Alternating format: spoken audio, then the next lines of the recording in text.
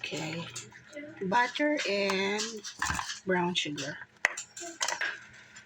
Gawa tayo ng pear pie. Pear cake. Okay, nilagyan ko to ng butter. So, lagay natin yung ating syrup. Butter syrup yan.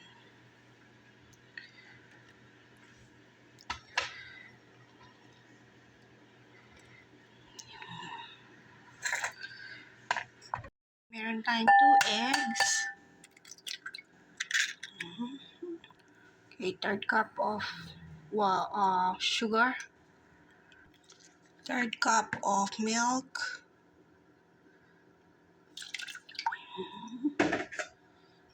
3rd cup of oil. Vanilla. Teaspoon. Okay, mix natin.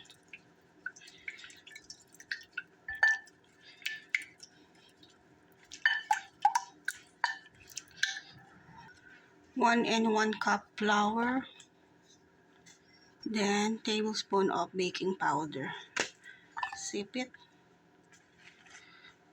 Then, mix natin.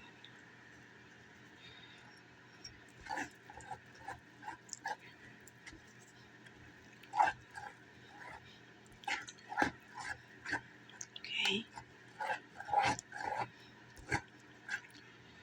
Ito yung ano natin. So, arrange natin tong ating pear.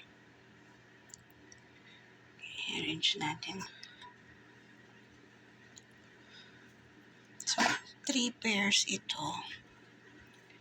3 pears. 3 big pears. Yan, okay. Lagay natin yung ating